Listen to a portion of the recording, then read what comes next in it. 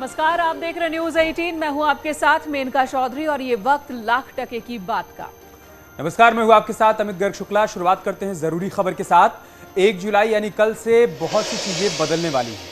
कई चीजें महंगी होने वाली हैं और कई चीजों पर बैन लगने वाला है। सबसे पहले आपको बताते हैं कि कल से क्या क्या बंद होगा और क्यों बंद किया जा रहा है। दरअसल कल यानी कि 1 जुलाई से प्लास्टिक से बने 19 आइटम पूरी तरह से बैन कर दिए जाएंगे। यानी 1 जुलाई से इन आइटम्स को बनाने, बेचने, स्टोर करने और एक्सपोर्ट करने पर पूरी तरीके से प्रतिबंध लगा दिया जाएगा। जिन आइटम्स पर कल से प्रतिबंध लगेगा उनमें प्लास्टिक स्टिक वाले ईयरबड्स, गुब्बारों के लिए इस्तेमाल होने वाले प्लास्टिक स्टिक, प्लास्टिक के झंडे, कैंडी स्टिक शामिल है। इसके अलावा आइसक्रीम स्टिक, थर्माकोल, प्लास्टिक की प्लेट, कप, ग्लास, कटलरी, कांटे, चम्मच, चाकू, स्ट्रॉ ट्रे और मिठाई के डब्बों को पैक करने वाली फिल्म, इनविटेशन कार्ड और सिगरेट के पैकेट, इसके अलावा पीवीसी बैनर पूरी तरीके से प्रतिबंधित हो जाएंगे। दरअसल सिंगल यूज प्लास्टिक पर्यावरण के लिए बेहद खतरनाक है और इस तरह के प्लास्टिक को डिकम्पोज नहीं किया जा सकता। जलाने पर इनके टुकड़े जहरीले रसायन छोड़ते हैं जो कि इंसानों और जानवरों के लिए खतरनाक हैं। इसके अलावा सिंगल यूज प्लास्टिक का कचरा बारिश के पानी को जमीन के नीचे जाने से रोकता है, जिससे ग्राउंड वाटर लेवल में भी कमी आती है। वहीं नाली, बड़े नाले जहां पर सिंगल यूज प्लास्टिक की वजह से बहाव रुक जाता है और गांव और शहरों में जलभराव की समस्या भी बन जाती है। जैसी तस्वीर आज भी दिखाई दी, हल्की सी बारिश में ही तमाम जगहों से ऐसी तस्वीरें सामने आई हैं।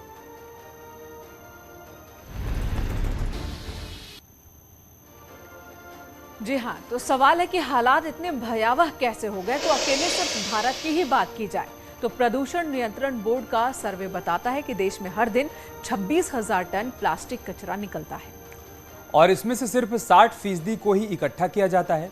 बाकी कचरा नदी नालों में जाता है या फिर पड़ा रहता है। हर साल 2.4 lakh ton single use plastic पैदा होता है और इस लिहाज से एक व्यक्ति हर साल में 11 किलो प्लास्टिक का इस्तेमाल करता है। FICCI की रिपोर्ट में भी इस बात का जिक्र है कि एक व्यक्ति हर साल में 11 किलो प्लास्टिक इस्तेमाल करता है, जो कि नेचर कम्युनिकेशन की रिपोर्ट के मुताबिक समंदर तक प्लास्टिक कचरा फैलने से गंगा नदी भी दूसरे नंबर पर है। अगर यही रफ्तार रही तो 2050 तक समंदर में मछलियों से ज्यादा प्लास्टिक हो जाएगा। और अब देखिए कि सरकार के सिंगल यूज प्लास्टिक से बैन उत्पादों पर बैन लगाने से क्या फर्क पड़ने वाला है, लोग कितने जागरूक हैं।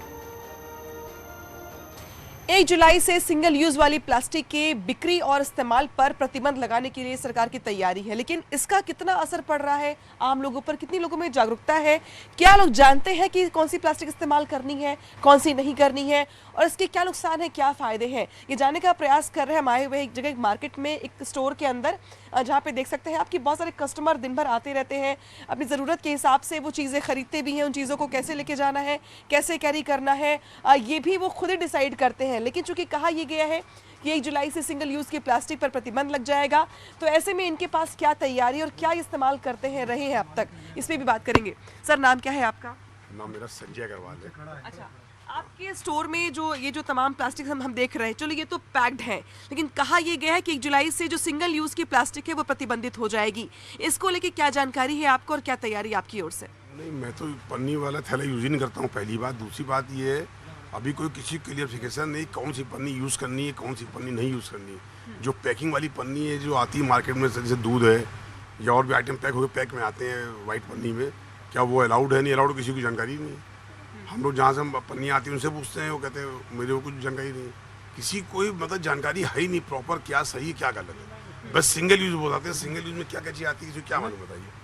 और हम लोग पन्नी वाला थैला यूज नहीं करें, 2 साल बंद रखा यूज करना। आप फिर क्या इस्तेमाल करते हैं? हम लोग अपना बैग इस्तेमाल करते हैं, नॉन वो पन्नी वाला बैग आता है जो कपड़े वाला, वो यूज़ करते हैं। मगर उसका भी कुछ जो कह रहे हैं कि पता नहीं ये यूज, ये अलाउड इसका भी क्लियरिफिकेशन नहीं। ठीक है, कुछ और लोगों से बात कर लेते हैं। आप लोग भाई साहब आते हैं चीज़ें खरीदने के लिए, कहा यह जा रहा है कि सिंगल यूज़ की प्लास्टिक अब बंद हो जाएगी, प्रतिबंधित हो जाएगी, इसको कैसे देखते हैं आप?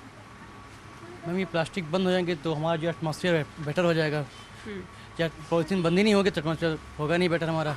नहीं, बहुत अच्छा है और जैसे पर्यावरण के लिए तो बहुत ही अच्छा है, ये बंद ही होना चाहिए। तो लोगों को खुद भी जागरूक होना चाहिए कि अपना सामान कैरी लेके आएँ।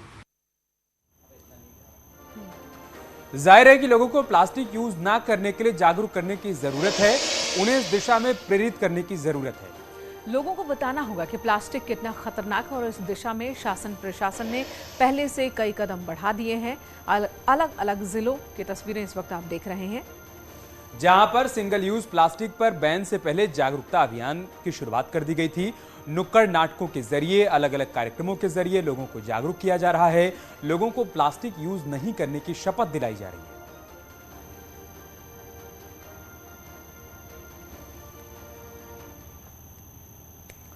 यहां एक सवाल यह भी उठ रहा है कि क्या सरकार आने वाले दिनों में और प्लास्टिक उत्पादों पर प्रतिबंध लगाएगी? अगर प्लास्टिक उत्पाद बंद होते हैं तो उसका विकल्प क्या है? देश में पहले से 75 माइक्रोन से कम मोटाई वाले प्लास्टिक पर प्रतिबंध है। अब सिंगल यूज से बने 19 आइटम भी बैन हो जाएंगे। 28 मार्च को सरकार ने लोकसभा में बताया था कि 31 दिसंबर 2022 से 120 माइक्रोन से कम मोटाई वाले प्लास्टिक पर बैन लगा दिया जाएगा। अब सवाल है कि विकल्प क्या है? तो प्लास्टिक बैग की जगह कॉटन बैग का इस्तेमाल हो सकता है। प्लास्टिक चम्मच की जगह बैम्बू स्टिक का इस्तेमाल किया जा सकता है। प्लास्टिक कप की जगह कुल्हड़ का इस्तेमाल किया जा सकता है। यह सब समाधान है। तो सिंगल यूज प्लास्टिक का इस्तेमाल न करने के लिए अभिनेता राजू श्रीवास्तव ने भी लोगों से अपील की है। दोस्तों, क्या आपको पता है कि 1950 से लेकर अब तक अपना देश 9 बिलियन मैट्रिक टन प्लास्टिक बना चुका है। और 1950 में जो प्लास्टिक बनी थी वो आज भी वजूद में है, आज भी मौजूद है। ये प्लास्टिक नष्ट नहीं होता। सिंगल यूज प्लास्टिक एक जहर है। अगर इसी तरह जहर फैलता रहा तो हम लोगों को रहने के लिए कोई दूसरा ग्रह ढूंढना पड़ेगा। तो कल से सिंगल यूज प्लास्टिक से बने 19 उत्पादों पर बैन लग जाएगा। तो कई उत्पादों पर महंगाई भी बढ़ने वाली है। मतलब ये कि आपके किचन का बजट बिगड़ने वाला है। दरअसल कल यानी बुधवार को खत्म हुई बैठक में कई फैसले लिए गए जो कि 18 जुलाई से लागू हो जाएंगे। इन फैसलों के लागू होते ही तमाम चीजें महंगी हो जाएंगी। इनमें वो उत्पाद भी शामिल हैं जो रोजमर्रा में इस्तेमाल होते हैं। मसलन खाद्य पदार्थ जैसे आटा, चावल, दही, पनीर, शहद, मांस, मछली जैसे उत्पादन। इन उत्पादों पर पहले कोई टैक्स नहीं लगता था। अब 5% की दर से जीएसटी लगाया जाएगा। वहीं सूखा मखाना, गेहूं, अनाज, गुड़, मुरमुरे पर भी पहले टैक्स नहीं था और अब इन पर भी 5% के हिसाब से जीएसटी लगाया जाएगा। इसके अलावा प्रिंटिंग, राइटिंग, ड्राइंग, इंक पर 12% की जगह 18% जीएसटी लगेगा। साथ ही साथ चाकू, कटिंग ब्लेड, पेंसिल, शॉर्पनर, चम्मच पर भी 12% की जगह अब 18% जीएसटी लगेगा। एलईडी लैंप 12% की जगह 18% इस पर जीएसटी लगेगा। तो लेदर उत्पादों की अगर बात करें तो उस पर 5% की जगह अब 18% जीएसटी वसूला जाएगा। क्योंकि टैक्स में बढ़ोतरी का सीधा असर किचन पर पड़ेगा, तो इस पर गृहिणियों का क्या कहना है वो भी सुनते हैं। खाद्य पदार्थों पर लगातार बढ़ रही महंगाई के चलते आम आदमी तो परेशान था ही, लेकिन अब एक बार फिर से महंगाई बढ़ने वाली है क्योंकि रोज़मर्रा की ज़िंदगी में इस्तेमाल हो रही कुछ चीज़ें जैसे कि दही, आटा और अन्य अनाज के दामों पर बढ़ोतरी होने वाली, क्योंकि 5% जीएसटी इन पर लगने वाला है। हम इस वक्त लखनऊ में हैं और यहाँ पर कुछ महिलाओं से बात करते हैं कि इन चीज़ों के दाम बढ़ने से उनकी डेली लाइफ पर और उनके किचन के बजट पे कितना असर करने वाला है। यहाँ पर हमारे साथ कई सारी महिलाएं मौजूद हैं। मैम, हम आपसे जानना चाहेंगे सबसे पहले तो आपका नाम क्या है और जिस तरह से रेट्स लगातार बढ़ रहे हैं तो आम आदमी की रसोई पर कितना असर पड़ रहा है? मेरा नाम चांदी रावत है और देखा जाए तो इतनी महंगाई हो गई है, घर का मैनेज करना मुश्किल हो गया है। ये रिफाइंड का रेट, सब्जी का रेट, आटा, दाल, चावल, यही सब बस मतलब स्कूल की पढ़ाई से लेके सब कुछ मैनेज करना बहुत मुश्किल हो गया है। बाकी मैं क्या कहूँ, मेरी बहनें हैं सब बताएंगी। जैसे इन्होंने कहा कि तेल के दाम ऑलरेडी बढ़े हुए थे, लेकिन अब गेहूं के दाम बढ़ रहे हैं तो अनाज बढ़ रहा है, तो आप लोग कैसे मैनेज करते हैं जब ऐसा कुछ होता है और जब रेट्स में फ़र्क आता है? अब मिडिल क्लास के लिए तो बहुत परेशानी है। जनता को देखा जाए तो मतलब जनता इस चीज़ से बहुत ही ज़्यादा प्रभावित हो रही है। कटौती करनी पड़ती है, लेकिन फल फूल सब्जियों में तो नहीं कर सकते। बेहद सब्जियों में और जैसे आयल वगैरह इसमें तो नहीं कर सकते कि हमको आटा नहीं लेना, चावल अपने बच्चों के कपड़ों में करने में, घूमने फिरने में करना पड़ता है। बाहर नहीं निकलते महीने में कहीं, क्योंकि स्कूल की फ़ीस देना है, पेट में खाना ही खाना है। तो कटौती यहाँ पे होती है ना कि जो थोड़ा इंजॉयमेंट होता है हम लोगों को क्लोज हो चुका है। मैं ले रहा हूँ। हालांकि कई उत्पादों और सेवाओं में जीएसटी की दरों में राहत भी दी गई है। इनमें रोपवे के जरिए सामान ले जाना शामिल है और रोपवे के जरिए सामान ले जाने पर अब 18% के बजाय 5% जीएसटी देना होगा। वहीं माल ढुलाई पर जीएसटी की दरें घटा दी गई हैं। जीएसटी की दर 18% से घटाकर 12% कर दी गई है। वैसे तो महंगाई शब्द सुनना बहुत ही बुरा लगता है, लेकिन जो आज की डेट में विकास कार्य हो रहे हैं उसके हिसाब से अगर देखा जाए तो 100 रुपये पे 5 रुपये बढ़ना मेरे हिसाब से तो कोई बहुत बड़ी बात नहीं है। मीडियम क्लास ही मारा जाता है और तो अपना सब ठीक रहते हैं, मीडियम क्लास पे सारी चीज़ों का बोझ आ जाता है। तो इन चीज़ों पे अगर आप जीएसटी लगा रहे हो तो आप कम से कम उन चीज़ों पे विचार करो कि जो चीज़ मिडिल क्लास लोग या लोअर क्लास लोग अफोर्ड नहीं कर सकते उन चीज़ों पे आप लगाओ। आप एयर कंडीशंस पे, लग्जरियस चीज़ें पे लगा सकते हो, क्योंकि जो ये हायरार्की लेवल की जो चीज़ है ये हमारी बेसिक नीड आटा है, उससे हम रोटी खाते हैं। कम से कम इतना तो रखो कि आदमी रोटी खा सके ढंग से। तो अब कुछ और बड़ी खबरों का रुख कर लेते हैं। स्वास्थ्य सेवाओं की बात करते हैं। यूपी के स्वास्थ्य सेवाओं की तो योगी सरकार लगातार काम कर रही है।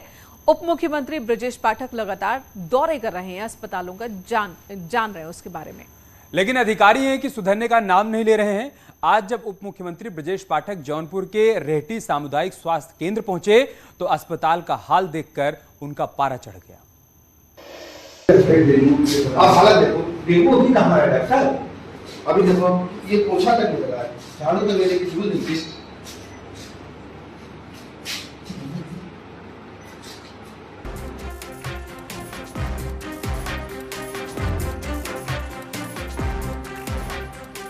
झाड़ू लगी यार? आज लगी झाड़ू देखिए। ये जो तस्वीरें आप देख रहे हैं, अस्पताल की जिन तस्वीरों को देख उप मुख्यमंत्री ब्रजेश पाठक का पारा चढ़ गया, वो जौनपुर के रेहटी सामुदायिक स्वास्थ्य केंद्र की है। देखिए अस्पताल इसलिए एक मरीजों को हम सेवा करेंगे। यहाँ एक मरीज आपके पास भर्ती नहीं करते। दरअसल उप मुख्यमंत्री ब्रजेश पाठक यहाँ अचानक पहुँचे थे। अस्पताल का हाल देखा, गंदगी देख उनका पारा चढ़ गया। कैसे डॉक्टर हम काम करेंगे, हम कितनी जगह जाएंगे? अब छोड़ दीजिए, आप बोलेंगे आप कितनी जगह जाएंगे बताइए। आप लोग जब हमारी मदद नहीं करोगे डॉक्टर, ये बदीवाल वाली धूल का बोलते साफ करने आप बेड का हालत देखिए, कितने दिन की धूल है। ये आई एक दिन की धूल थोड़ी है, ये महीनों से आप इधर आए नहीं हो। खिड़कियां अटकी हुई थी, जैसे कभी बंद न की गई हो, और अगर बंद की गई तो खोली नहीं गई। खिड़की लटक गई तो धूल आती होगी जब आंधी आती होगी। डॉक्टर ये अपनी जिम्मेदारी आप कैसे नहीं निभा रहे हैं? जाला देखिए डॉक्टर, देख रहे हैं बार-बार चिट्ठी तो भेजे है ना, रोज होना चाहिए डॉक्टर साहब। सफाई ऐसा काम है, रोज का है। दिलचस्प बात ये कि अस्पताल में एक भी मरीज भर्ती नहीं। अस्पताल में 30 बेड का इंतजाम है, लेकिन मरीज का नामो निशान नहीं। बेड पर धूल जमे हैं, जिसे कभी हटाया नहीं गया। लेकिन सवाल है कि अस्पताल में मरीज क्यों नहीं है? यही सवाल उप मुख्यमंत्री ब्रजेश पाठक का भी था। सबसे मरीज आ रही है डॉक्टर, डिलीवरी में मरीज कब से नहीं आ रहा है? इस रूप में पूरे हो जाते हैं। डॉक्टर बहुत बुरी हालत है। देखिए अस्पताल इसलिए एक मरीजों को हम सेवा करेंगे। यहाँ एक मरीज आपके पास भर्ती नहीं करते। सामुदायिक स्वास्थ्य केंद्र के डॉक्टर से उप मुख्यमंत्री ब्रजेश पाठक ने पूछा, हम कितने अस्पतालों का दौरा करेंगे? अगर आप लोग सुधरेंगे नहीं तो व्यवस्था बदलेगी कैसे? ये वो सवाल है जो बरसों से पूछा जा रहा है, लेकिन न कभी व्यवस्था बदली और न ही bureaucracy. Bureau report, news 18।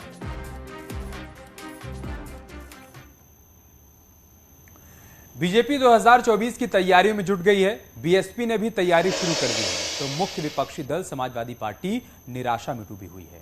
BSP अध्यक्ष मायावती ने आज 2024 को लेकर बैठक की। कार्यकर्ता और पदाधिकारियों को निर्देश दिए। वहीं समाजवादी पार्टी में हाल ये है कि समाजवादी पार्टी गठबंधन के साथी अखिलेश के नेतृत्व पर ही सवाल खड़ा कर रहे हैं और 2024 की तैयारी का तो पता ही नहीं है। सवाल यहां पर यह खड़ा हो रहा है कि अखिलेश यादव से जो सवाल पूछे जा रहे हैं, क्या इसका जवाब अखिलेश यादव आने वाले समय में देंगे?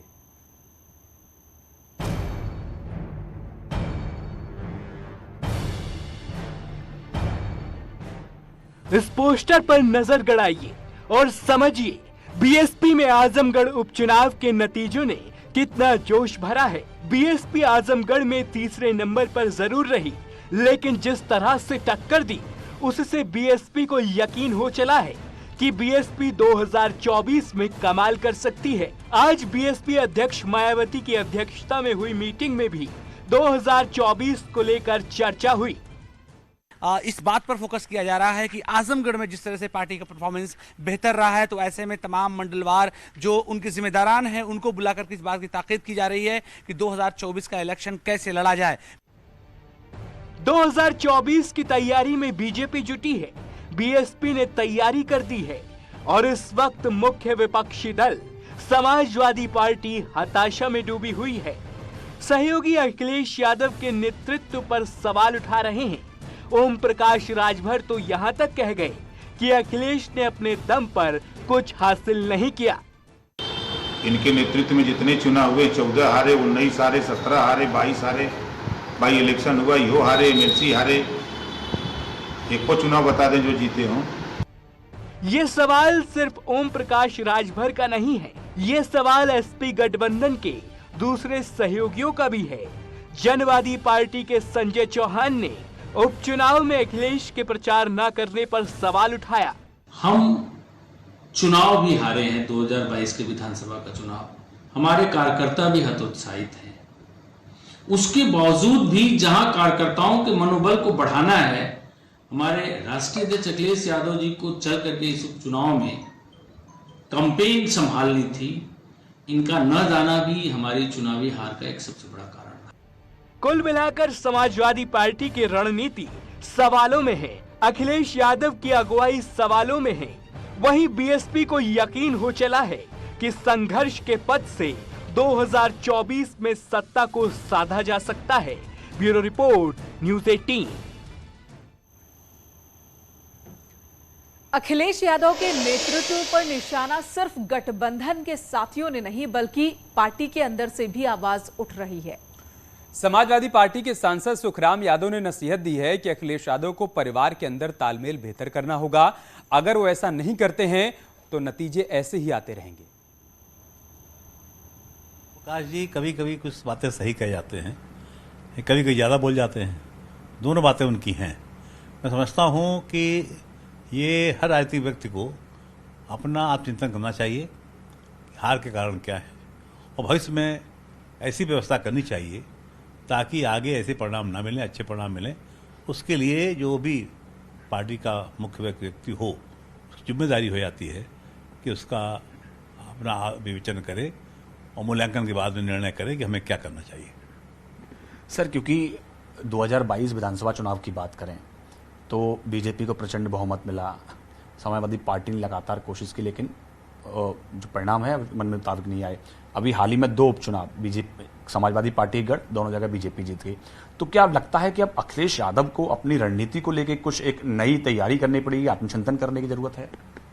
मैं समझता हूं कि उनके पास उसका जवाब उनके पास ही, उनके परिवार में ही है। यदि वो परिवार के लोगों को उनकी राय लेकर के, उनसे विचार विमर्श करके आगे बढ़ेंगे तो मैं समझता हूं माननीय नेताजी अभी जीवित हैं और उनके निर्देश पर ही आगे राजनीति में सफल हो पाएंगे, ऐसा मैं महसूस करता हूं। तो सर, क्या परिवार के लोगों में शिवपाल यादव जी भी शामिल हैं? मेरा उदाहरण वही दे रहा हूं, इसीलिए मैं कह रहा हूं नेताजी हैं, शिवपाल सिंह जी हैं, रामगोपाल जी हैं। जो तालमेल उनका था पहले, उस तालमेल का अभाव रहा है और जब तक तालमेल का अभाव रहेगा अखिलेश जी को ऐसे रिजल्ट मिलते रहेंगे। और इस बीच एक बड़ी खबर आ रही है। 18 जुलाई से संसद का मानसून सत्र शुरू होगा। 12 अगस्त तक चलेगा मानसून सत्र। तो बड़ी खबर है मानसून सत्र को लेकर। मानसून सेशन 18 जुलाई से शुरू होगा संसद का, जो 12 अगस्त तक चलेगा।